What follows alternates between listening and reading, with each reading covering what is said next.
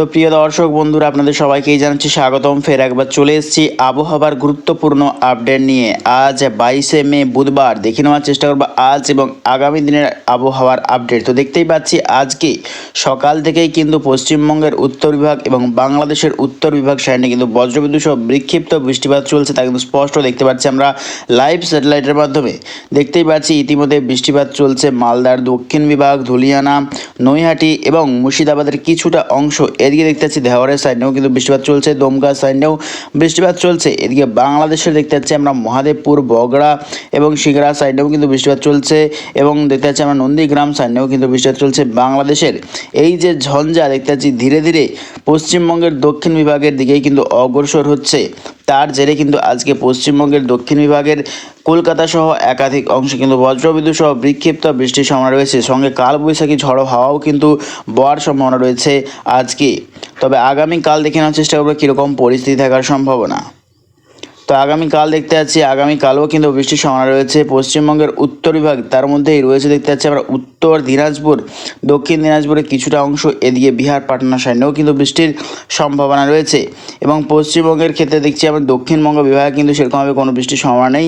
তবে দেখতে পাচ্ছি আমরা বলেশ্বর এবং দীঘা মন্দারমণি সাইডে হালকা পাতলা বৃষ্টির সম্ভাবনা রয়েছে। এদিকে ঝাড়খণ্ডেরও উত্তর বিভাগ সাইডে বৃষ্টির সম্ভাবনা রয়েছে এবং বাংলাদেশের উত্তর বিভাগ যেমন ময়মনসিংহ, সিলেট বিভাগ সাইডেও কিন্তু বৃষ্টির সম্ভাবনা রয়েছে আগামীকাল। এবং দেখতে পাচ্ছি আমরা দিসপুর, সিলিং, মেঘালয় সাইডেও বৃষ্টির সম্ভাবনা রয়েছে।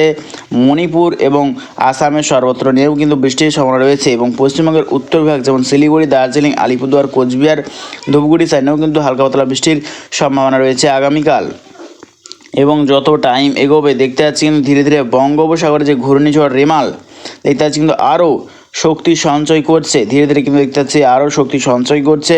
তার জেরে কিন্তু এই যে ঘূর্ণিঝড় রেমালের প্রভাবে কিন্তু বাংলাদেশের একাধিক অংশে কিন্তু বন্যার আশঙ্কা রয়েছে। এই ঘূর্ণিঝড় রেমালের কিন্তু আবারও আজকে নতুন রোড তৈরি হয়েছে, দেখতে পাচ্ছি কিন্তু আবারও ঘূর্ণিঝড় কিন্তু নতুন আপডেট দিচ্ছে।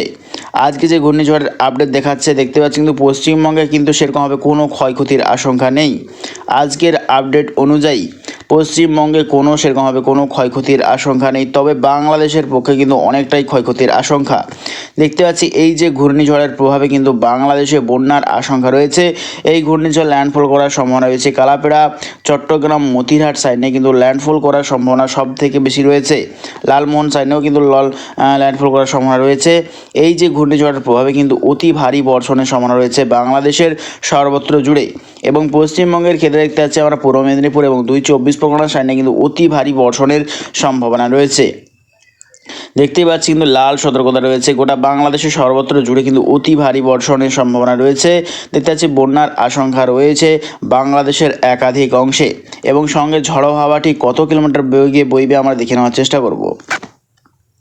তো দেখতে পাচ্ছি ঝড়ো হাওয়া ল্যান্ডফলের সময় সর্বোচ্চ গতিবেগ থাকতে চলেছে 90 কিলোমিটারের কাছাকাছি। 90 কিলোমিটারের কাছাকাছি এই ঘূর্ণিঝড়ের স্পিড থাকতে চলেছে ল্যান্ডফলের সময়। এবং দেখতে পাচ্ছি এই যে ঘূর্ণিঝড়ের প্রভাবে কিন্তু গোটা বাংলাদেশ জুড়ে কিন্তু অতি ভারী বর্ষণের সম্ভাবনা রয়েছে। যত টাইম এগোবে এই ঘূর্ণিঝড় কিন্তু ধীরে ধীরে উত্তরের দিকে যাচ্ছে।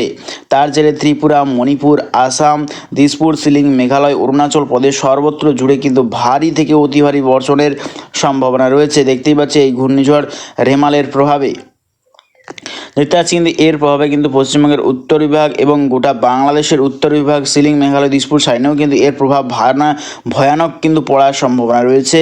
এর জেরে কিন্তু বন্যার আশঙ্কা রয়েছে বাংলাদেশের সর্বত্র এবং অরুণাচল প্রদেশ এই সর্বত্র নিয়ে কিন্তু ভয়ঙ্কর সতর্কবার্তা রয়েছে।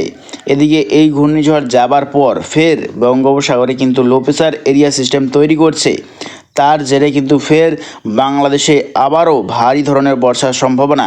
এদিকে দেখতে পাচ্ছি দক্ষিণ ভারতের কেরল, কর্ণাটক, ম্যাঙ্গালোর এবং মুম্বাই সাইডে কিন্তু বর্ষা প্রবেশ করেছে। তার জেরে কিন্তু এই সর্বত্র এলাকাতে প্রচণ্ড ভারী বৃষ্টির সম্ভাবনা রয়েছে। তো প্রিয় দর্শক বন্ধুরা, ভিডিও যদি ভালো লাগে থাকে অবশ্যই এটা লাইক করবেন এবং অবশ্যই চ্যানেলকে সাবস্ক্রাইব করে রাখবেন প্রত্যেকদিন লেটেস্ট আপডেট পাওয়ার জন্য। তো আজ এটুকুটাই।